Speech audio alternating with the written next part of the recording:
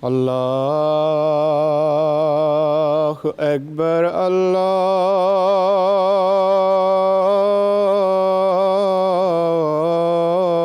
الله أكبر الله أكبر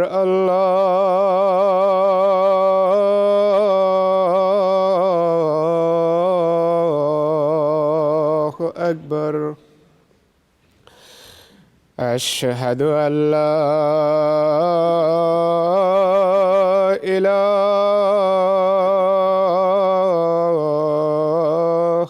إلا الله. أشهد أن لا إله إلا الله. أشهد أن محمدًا رسول الله.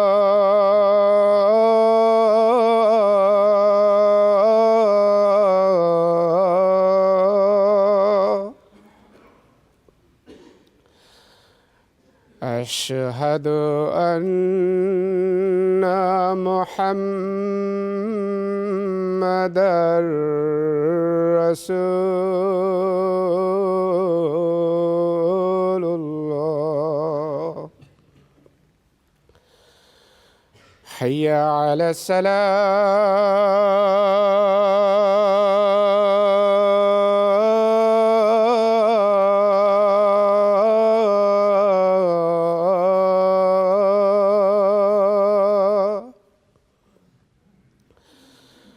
حي على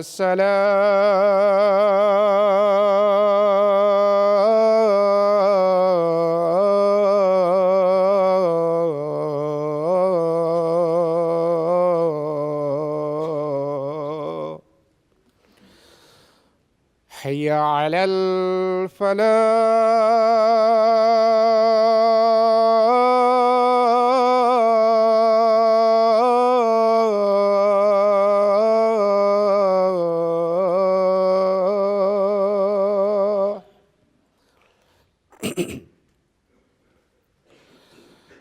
حي على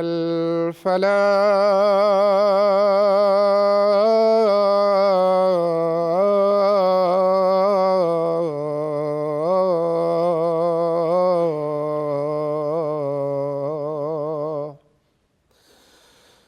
الله أكبر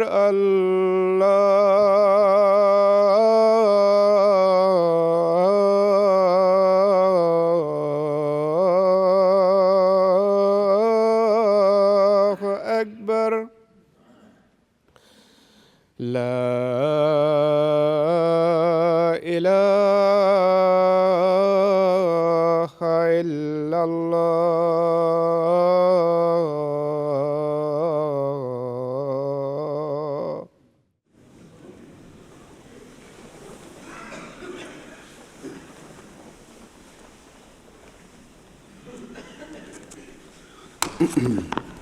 السلام عليكم ورحمة الله.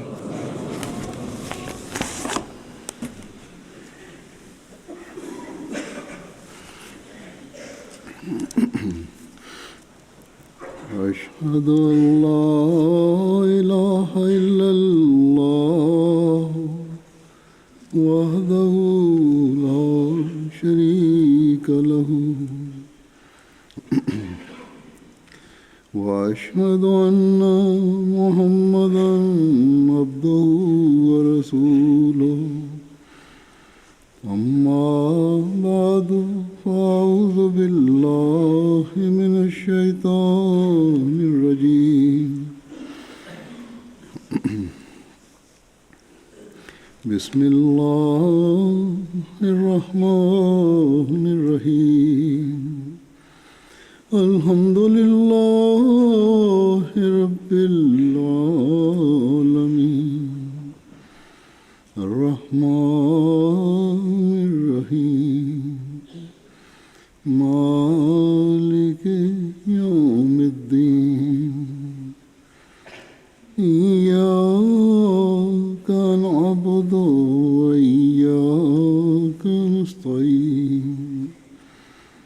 اهدنا الصراط المستقيم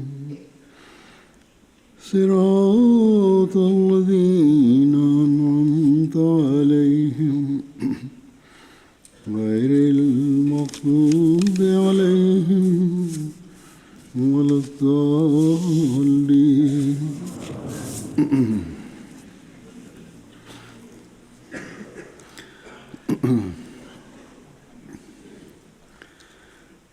دو دن بعد انشاءاللہ نیا سال شروع ہو رہا ہے. ہم مسلمان تو قمری سال سے بھی سال شروع کرتے ہیں اور یہ شمسی سال سے بھی. یہ قمری سال صرف مسلمانوں میں نہیں ہے بلکہ بہت سی قوموں میں، پرانے زمانے میں قوموں میں رواج تھا. قمری سال سے ہی سال شروع کیا جاتا تھا. چینیوں میں بھی ہے، ہندوؤں میں بھی ہے، اور قوموں میں بھی ہے، بہت سے مذہبوں میں پایا جاتا ہے. اور اسلام سے پہلے عرب میں بھی دنوں کے حساب کے لیے قمری کیلنڈری رائج تھا.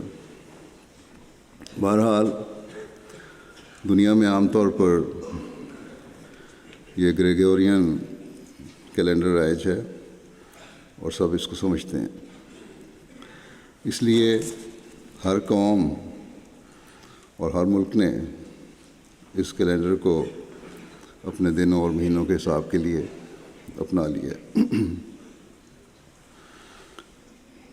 اسی وجہ سے دنیا میں ہر سال ہر جگہ اس کے حساب سے 1 جنوری سے سال شروع ہوتا ہے اور 31 دسمبر کو ختم ہوتا ہے.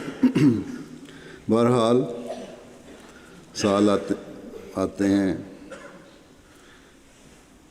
12 مہینے گزرتے ہیں اور چلے جاتے ہیں. چاہے قمری مہینے کے سال ہوں یا یہ جو رائج کیلنڈر ہے گریگورین کیلنڈر اس کے سال ہوں. لیکن دنیا والے دنوں اور مہینوں اور سالوں کو دنیاوی گل گپاڑے اور ہاہو اور دنیاوی تسکین کے کاموں میں گزار کر بیٹھ جاتے ہیں، چاہے وہ مسلمانوں میں سے ہیں یا غیر مسلموں میں سے. نئے سال کے آغاز پر جو 1 جنوری سے شروع ہوتا ہے، دنیا والے کیا کچھ نہیں کرتے. مغربی ممالک میں یا ترقی یافتہ ممالک میں خاص طور پر اور باقی دنیا میں بھی 31 دسمبر اور 1 جنوری کی درمیانی رات کو کیا کچھ شور و غل نہیں ہوتا. آدھی رات تک خاص طور پر جاگا جاتا ہے، بلکہ ساری ساری رات جاگتے ہیں صرف شور شرابے کے لیے، شراب کباب کے لیے، ناچ گانے کے لیے.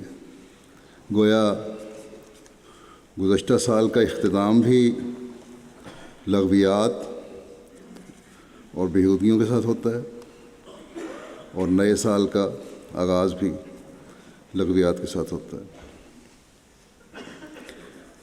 دنیا کی اکثریت کی دین کی آنکھ تو اندھی ہو چکی ہے، اس لیے ان کی تو نظر تو وہاں تک پہنچ نہیں سکتی جہاں مومن کی نظر پہنچتی ہے اور پہنچنی چاہیے.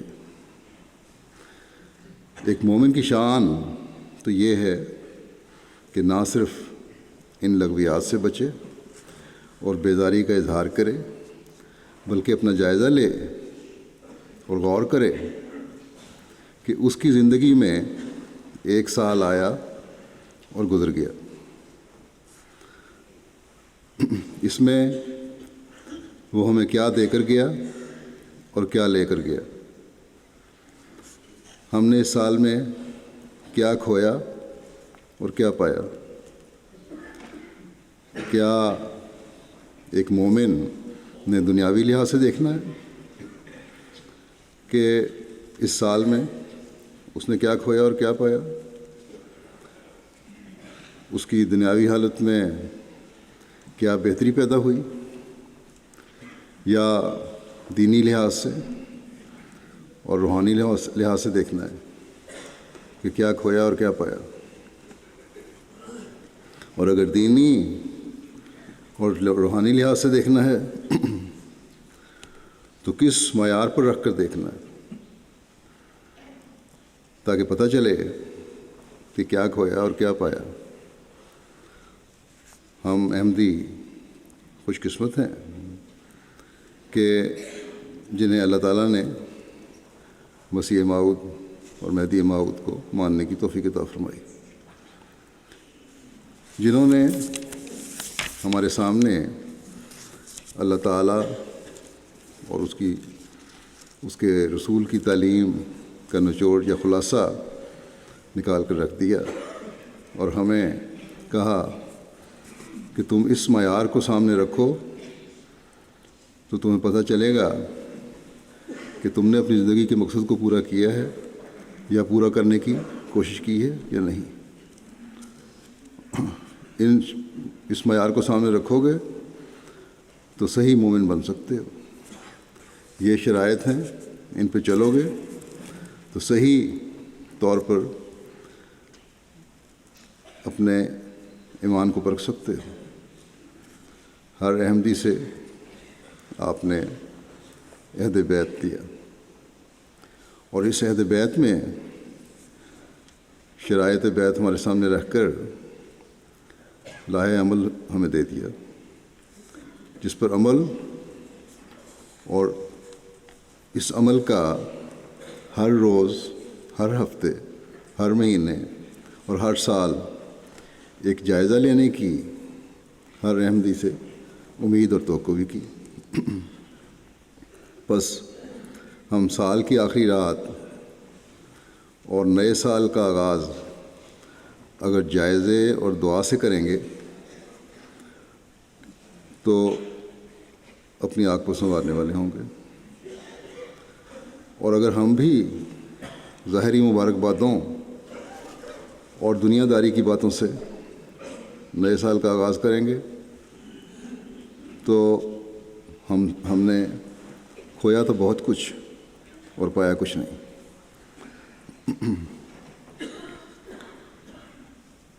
یا بہت تھوڑا پایا۔ اگر کمزوریاں رہ گئی ہیں اور ہمارا جائزہ ہمیں تسلی نہیں دے رہا یا تسلی نہیں دلا رہا تو یہ دعا ہمیں کرنی چاہیے کہ اللہ تعالیٰ ہمارا آنے والا سال گزشتہ سال کی طرح روحانی کمزوری دکھانے والا سال نہ ہو، بلکہ ہمارا ہر قدم اللہ تعالیٰ کی رضا کے حصول کے لیے اٹھنے والا قدم ہو،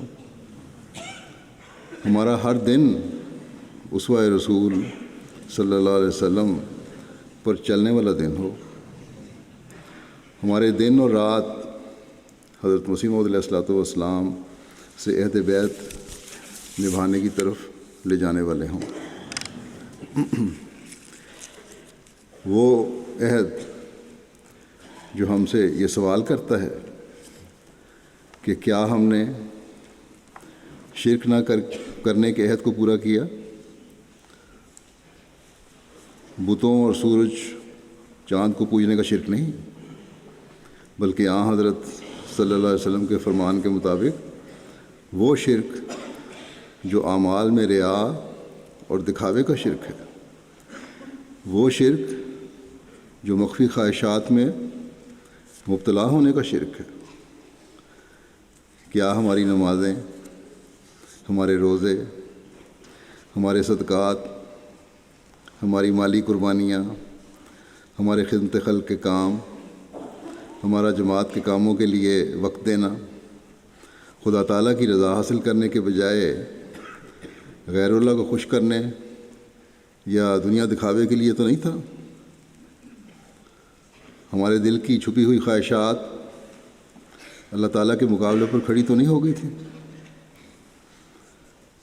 اس کی وضاحت حضرت مسیح موعود علیہ السلام نے اس طرح فرمایا کہ توحید صرف اس بات کا نام نہیں کہ منہ سے لا الہ الا اللہ کہیں اور دل میں 1000 بت جمع ہوں، بلکہ جو شخص اپنے کام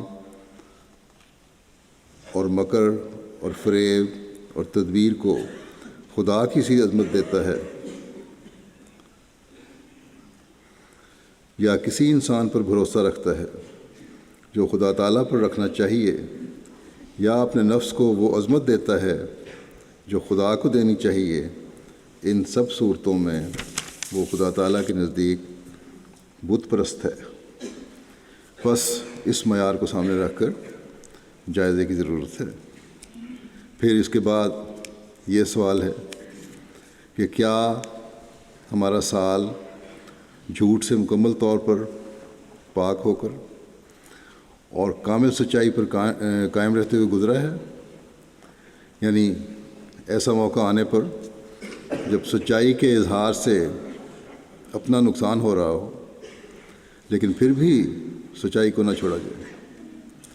حضرت مسیح موعود علیہ السلام نے اس کا معیار یہ مقرر فرمایا ہے کہ جب تک انسان ان نفسانی اغراض سے علیحدہ نہ ہو جو راست گوئی سے روک دیتے ہیں، تب تک حقیقی طور پر راست گو نہیں ٹھہر سکتا۔ فرمایا سچ کے بولنے کا بڑا بھاری محل اور موقع وہی ہے جس میں اپنی جان یا مال یا آبرو کا اندیشہ ہو۔ پھر یہ سوال ہے، کیا ہم نے اپنے آپ کو ایسی تقریبوں سے دور رکھا ہے جن سے گندے خیالات دل میں پیدا ہو سکتے ہیں؟ یعنی آج کل اس زمانے میں ٹی وی ہے، انٹرنیٹ ہے، یہ چیزیں اس قسم کی، اس پر ایسے پروگرام جو خیالات کو گندہ ہونے کا ذریعہ بنتے ہیں، ان سے آپ نے بچایا اپنے آپ کو؟ اگر ہم ان ذریعوں سے گندی فلمیں اور پروگرام دیکھ رہے ہیں تو ہم عہد بیت سے دور ہٹ گئے ہیں اور ہماری حالت قابل فکر ہے، کیونکہ یہ باتیں ایک قسم کے زنا کی طرف لے جاتی ہیں۔ پھر سوال یہ ہے کہ کیا ہم نے بد نظری سے اپنے آپ کو بچانے کی ہر ممکن کوشش کی ہے اور کر رہے ہیں؟ کیا کیونکہ بد نظری کا جہاں تک سوال ہے، اس میں یہ حکم جو ہے عورتوں اور مردوں دونوں کے لیے ہے کہ کیونکہ اس امکانات پیدا ہو سکتے ہیں کھلی نظر سے دیکھنے سے، اس لیے اپنی نظریں نیچی رکھو اور غض بصر سے کام لو۔ پھر سوال یہ ہے کہ کیا ہم نے فسق و فجور کی ہر بات سے اس سال میں بچنے کی کوشش کی ہے؟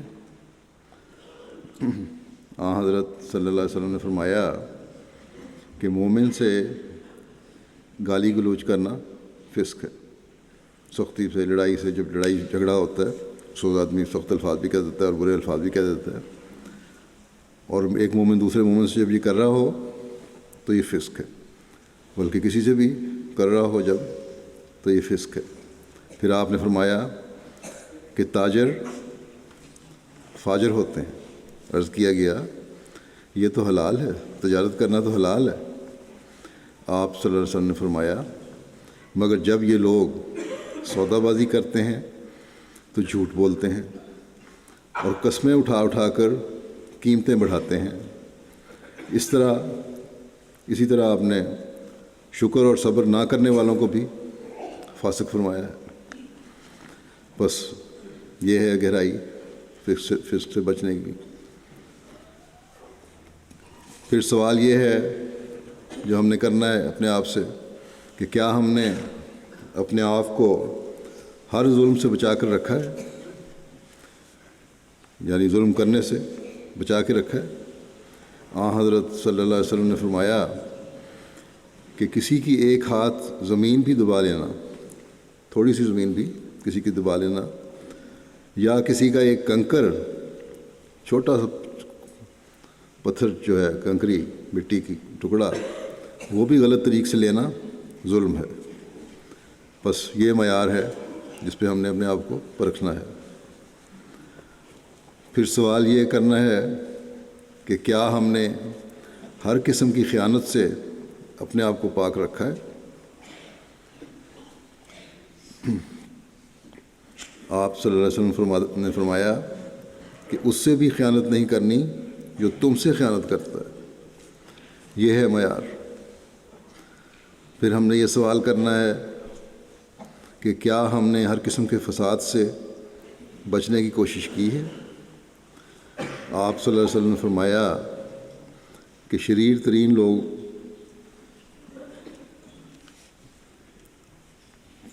فسادی ہیں، اور یہ فسادی ہیں جو چغل خوری سے فساد پیدا کرتے ہیں، یہاں کی بات وہاں لگائی، ادھر سے ادھر بات پھیلائی، وہ لوگ فسادی ہیں۔ محبت کرنے والوں کے درمیان بگاڑ پیدا کرتے ہیں جو لوگ، وہ فسادی ہیں۔ جو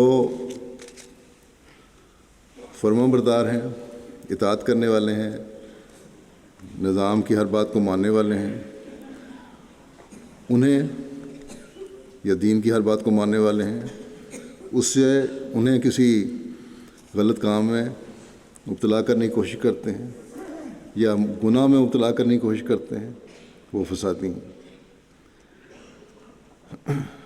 بس یہ ہے معیار فساد ہونے کا اور فساد سے بچنے کا۔ پھر سوال یہ ہے کہ کیا ہر قسم کے باغیانہ رویے سے پرہیز کرنے والے ہم ہیں؟ پھر یہ سوال ہے کہ کیا ہم نے نفسانی جوشوں سے ہم نفسانی جوشوں سے مغلوب تو نہیں ہو جاتے؟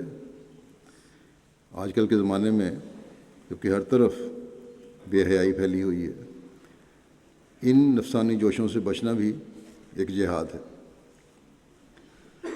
پھر سوال یہ ہے کہ کیا ہم 5 وقت نمازوں کا التزام کرتے رہے ہیں، سال میں باقاعدگی سے پڑھتے رہے ہیں؟ کہ اس کی کئی جگہ اللہ تعالیٰ نے قرآن کریم میں تلقین فرمائی ہے، نصیحت فرمائی ہے، بلکہ ہدایت حکم دیا ہے۔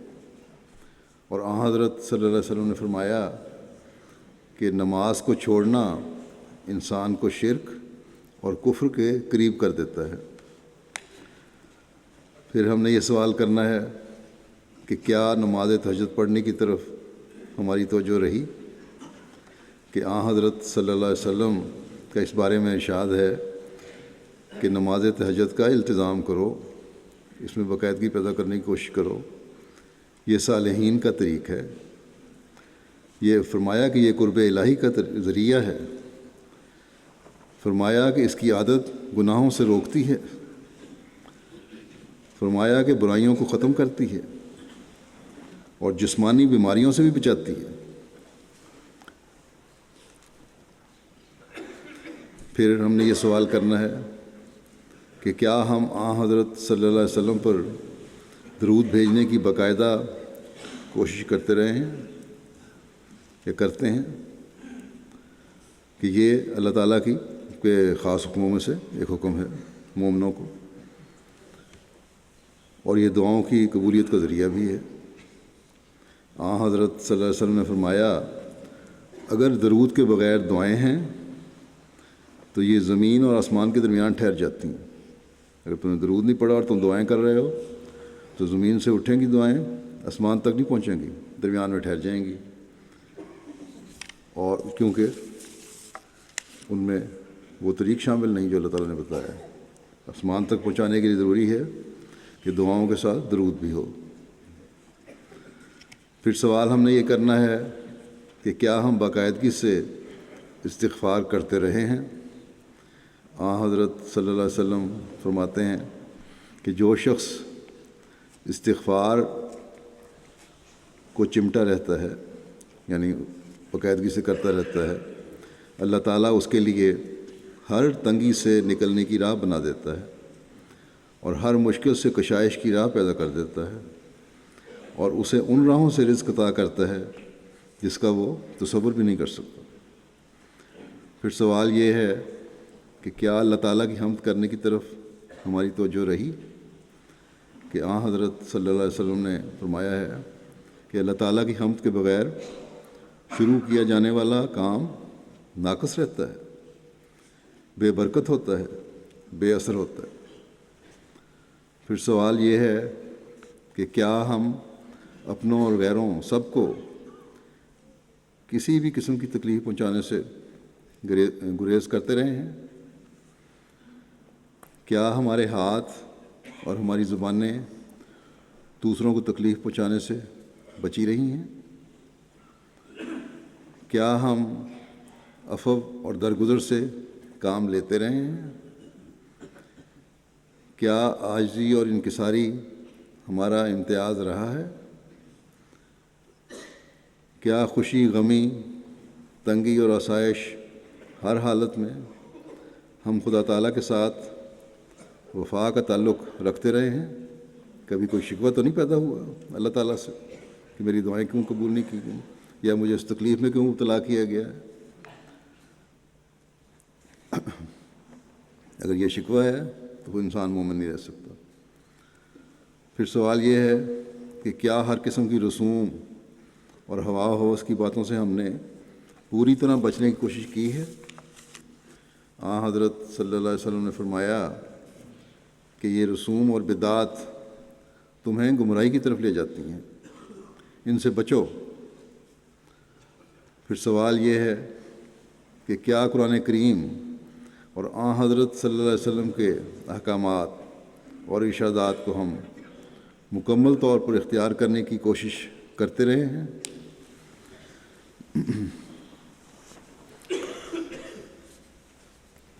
پھر یہ سوال ہے کہ کیا تکبر اور نخوت کو ہم نے مکمل طور پر چھوڑا ہے، یا اس کے چھوڑنے کے لیے کوشش کی ہے؟ کہ شرک کے بعد سب سے بڑی بلا تکبر اور نخوت ہے۔ حضرت صلی اللہ علیہ وسلم نے فرمایا کہ متکبر جنت میں داخل نہیں ہوگا، اور تکبر یہ ہے کہ انسان حق کا انکار کرے، لوگوں کو ذلیل سمجھے، ان کو حقارت کی نظر سے دیکھے اور ان سے بری طرح پیش آئے۔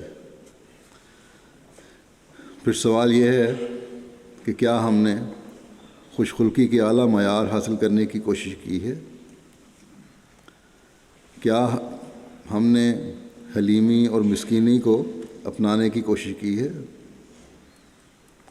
مسکینوں کا مقام حضرت صلی اللہ علیہ وسلم کی نظر میں کتنا ہے؟ حضرت صلی اللہ علیہ وسلم یہ دعا کیا کرتے تھے کہ اے اللہ، مجھے مسکینی کی حالت میں زندہ رکھ، مجھے مسکینی کی حالت میں موت دے، اور مجھے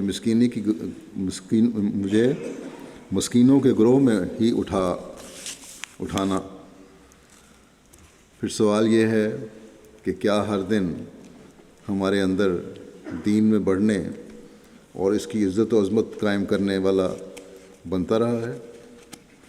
دین کو دنیا پر مقدم کرنے کا عہد جو ہم اکثر دہراتے ہیں صرف کھوکھلا عہد تو نہیں رہا؟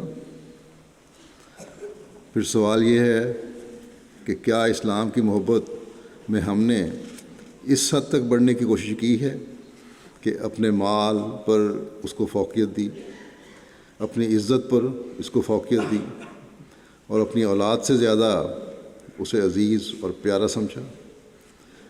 حضرت صلی اللہ علیہ وسلم نے فرمایا کہ خدا نے مجھے دین اسلام دے کر بھیجا ہے، اور اسلام یہ ہے کہ تم اپنی پوری ذات کو اللہ تعالیٰ کے حوالے کر دو، دوسرے معبودوں سے دستکش ہو جاؤ، نماز قائم کرو اور زکوٰۃ دو۔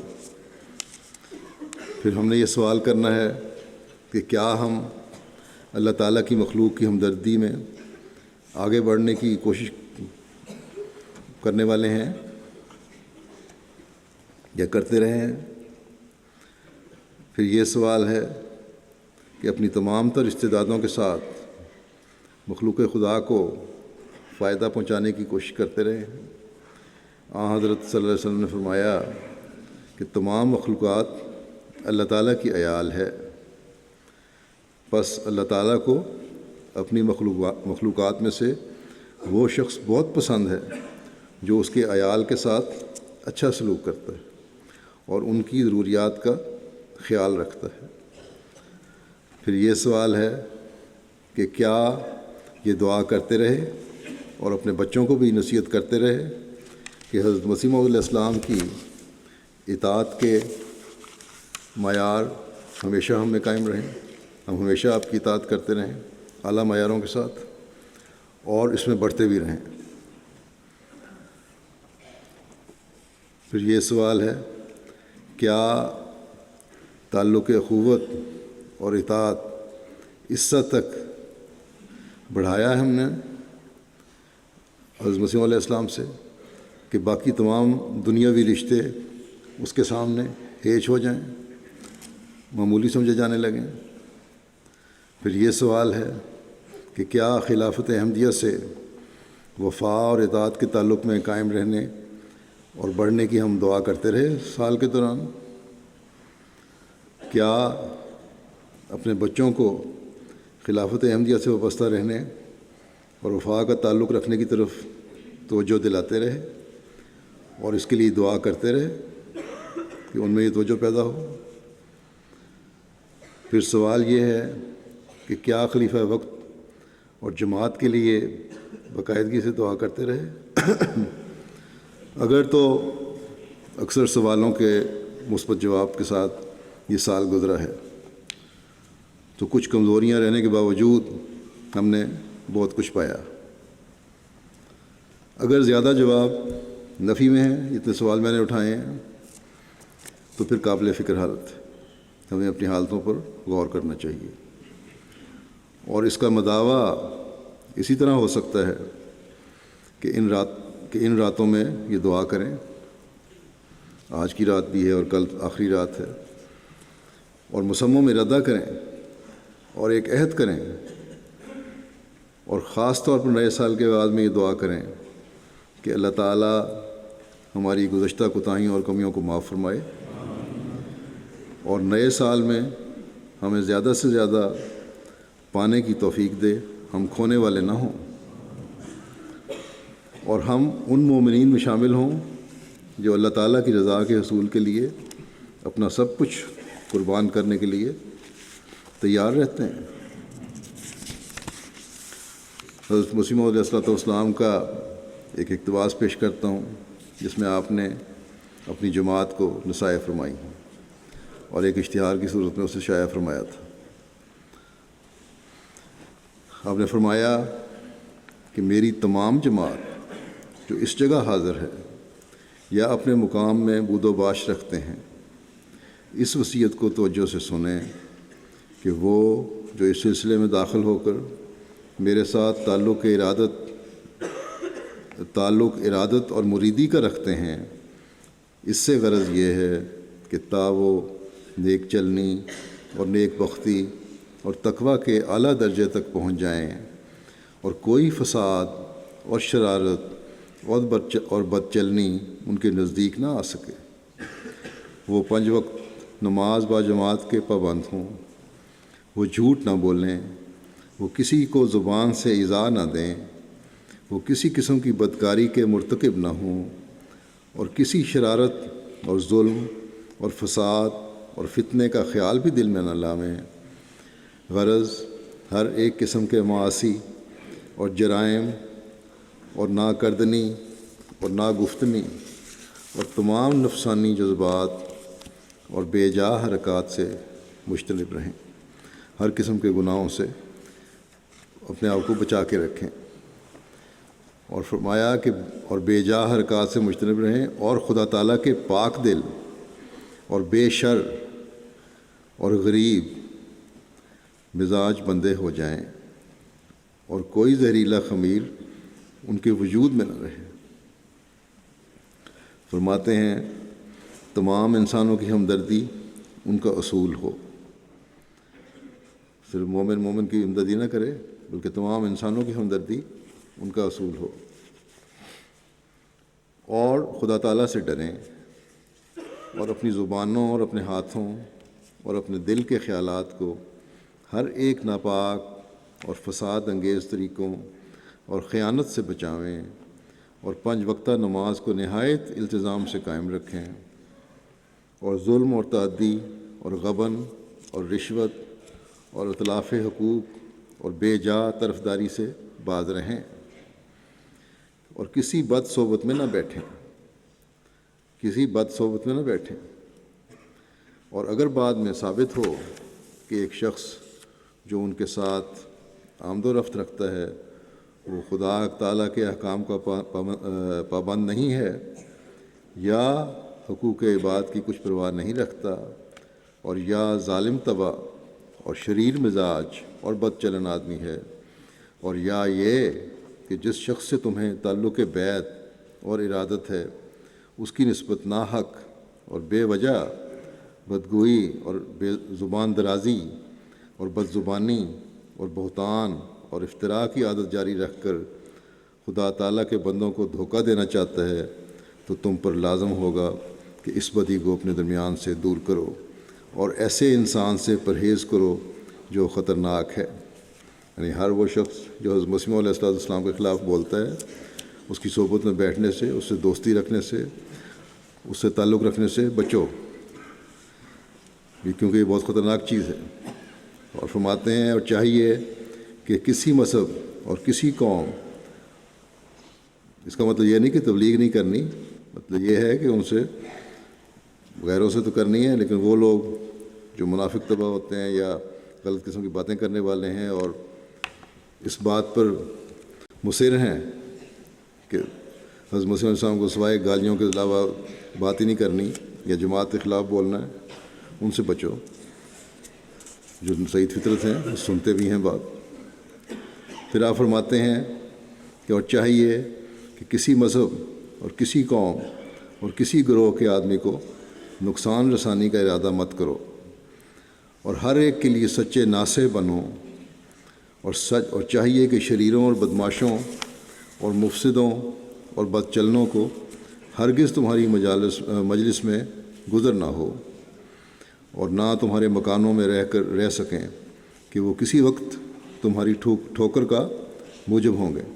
اگر قریب رہیں گے زیادہ تو تمہیں بھی ٹھوکر لگے گی۔ فرمایا یہ وہ امور اور وہ شرائط ہیں جو میں ابتدا سے کہتا چلا آیا ہوں۔ میری جماعت میں سے ہر ایک فرد پر لازم ہوگا کہ ان تمام وصیتوں کے کاربند ہوں، اور چاہیے کہ تمہاری مجلسوں میں کوئی ناپاکی اور ٹھٹھے اور ہنسی کا مشغلہ نہ ہو، اور نیک دل اور پاک طبع اور پاک خیال ہو کر زمین پر چلو۔ یاد رکھو ہر ایک شر مقابلے کے لائق نہیں ہے، اس لیے لازم ہے کہ اکثر اوقات عفو اور درگزر کی عادت ڈالو۔ ہر جگہ مقابلہ کرنے کی ضرورت نہیں ہے، معاف کرنے کی عادت ڈالو، اور صبر اور حلم سے کام لو، اور کسی پر ناجائز طریق سے حملہ نہ کرو، اور جذبات نفس کو دبائے رکھو، اور اگر کوئی بحث کرو یا کوئی مذہبی گفتگو ہو تو نرم الفاظ اور مہذبانہ طریق سے کرو۔ بحث کرنی ہے، مذہبی گفتگو کرنی ہے، کرو لیکن مہذبانہ طریق پر۔ اور اگر کوئی جہالت سے پیش آوے تو سلام کہہ کر ایسی مجلس سے جلد اٹھ جاؤ۔ اگر تم ستائے جاؤ اور گالیاں دیے جاؤ اور تمہارے حق میں برے برے الفاظ کہے جائیں تو ہوشیار رہو کہ صفحات کے ساتھ تمہارا مقابلہ نہ ہو، ورنہ تم بھی ویسے ہی ٹھہرو گے جیسا کہ وہ ہیں۔ خدا تعالیٰ چاہتا ہے کہ تمہیں ایک ایسی جماعت بنا دے کہ تم تمام دنیا کے لیے نیکی اور راست بازی کا نمونہ ٹھہرو۔ سو اپنے درمیان سے ایسے شخص کو جلد نکالو جو بدی اور شرارت اور فتنہ انگیزی اور بد نفسی کا نمونہ ہے، جو شخص ہماری جماعت میں غربت اور نیکی اور پرہیزگاری اور حلم اور نرم زبانی اور نیک مزاجی اور نیک چلنی کے ساتھ نہیں رہ سکتا، وہ جلد ہم سے جدا ہو جائے، کیونکہ ہمارا خدا نہیں چاہتا کہ ایسا شخص ہم میں رہے، اور یقیناً وہ بدبختی میں مرے گا کیونکہ اس نے نیک راہ کو اختیار نہ کیا۔ سو تم ہوشیار ہو جاؤ اور واقعی نیک دل اور غریب مزاج اور راست باز بن جاؤ۔ تم 5 وقتہ نماز اور اخلاقی حالت سے شناخت کیے جاؤ گے، اور جس میں بدی کا بیج ہے وہ اس نصیحت پر قائم نہیں رہ سکے گا۔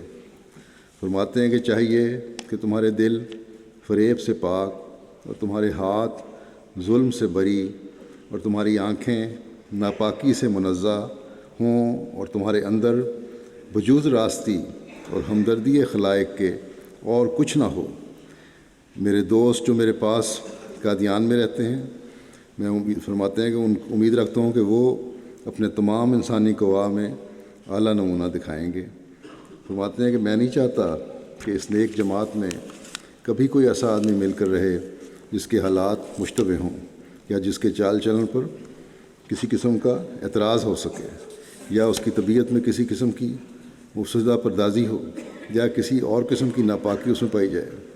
لہٰذا ہم پر یہ واجب اور فرض ہوگا کہ اگر ہم کسی کی نسبت کوئی شکایت سنیں گے کہ وہ خدا تعالیٰ کے فرائض کو عمداً ضائع کرتا ہے، جان بوجھ کر ضائع کرتا ہے، یا کسی ٹھٹھے اور بےہودگی کی مجلس میں بیٹھا ہوا ہے، مخالفین کی ایسی مجلسوں میں بیٹھتا ہے جہاں ٹھٹھا اور بےہودگی ہو رہی ہے، یا ویسے ایسی مجالس ہیں جو گندی مجالس ہیں، یا کسی اور قسم کی بد چلنی اس میں ہے، تو وہ فی الفور اپنی جماعت سے الگ کر دیا جائے گا۔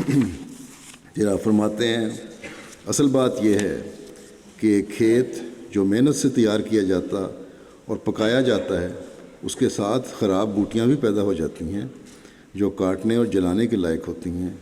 ایسا ہی قانون قدرت چلا آیا ہے جس سے ہماری جماعت باہر نہیں ہو سکتی، اور میں جانتا ہوں کہ وہ لوگ جو حقیقی طور پر میری جماعت میں داخل ہیں، ان کے دل خدا تعالیٰ نے ایسے رکھے ہیں کہ وہ طبعاً بدی سے متنفر اور نیکی سے پیار کرتے ہیں، اور میں امید رکھتا ہوں کہ وہ اپنی زندگی کا بہت اچھا نمونہ لوگوں کے لیے ظاہر کریں گے۔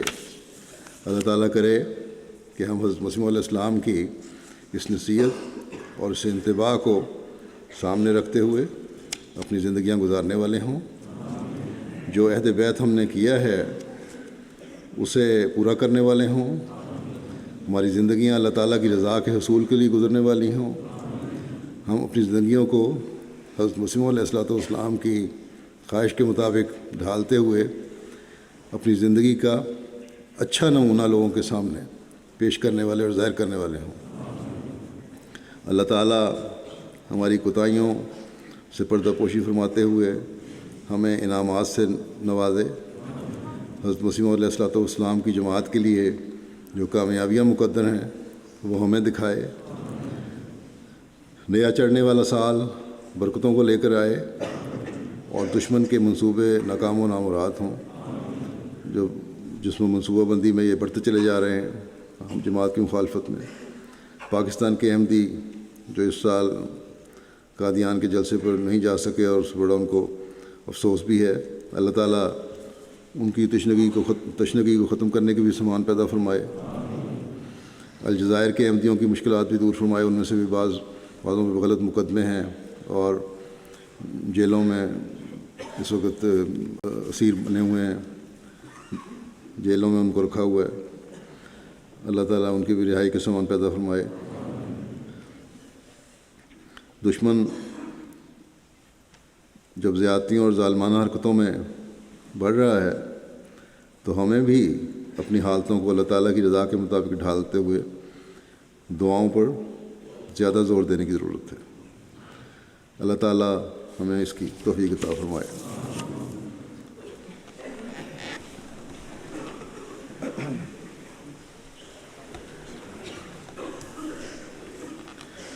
الحمد لله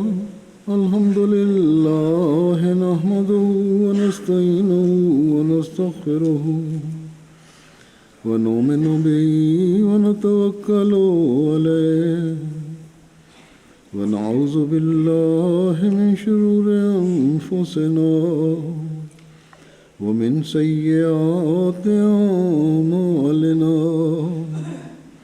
من يهده الله فلا مضل له ومن يضلل فلا هادي له ونشهد أن لا إله إلا الله ونشهد أن محمدا عبده ورسوله عباد الله رحمكم الله إن الله يأمر بالعدل والإحسان وإيتاء ذي القربى وينهى عن الفحشاء والمنكر والبغي يعظكم لعلكم تذكرون اذكروا الله يذكركم وادعوه يستجب لكم ولذكر الله أكبر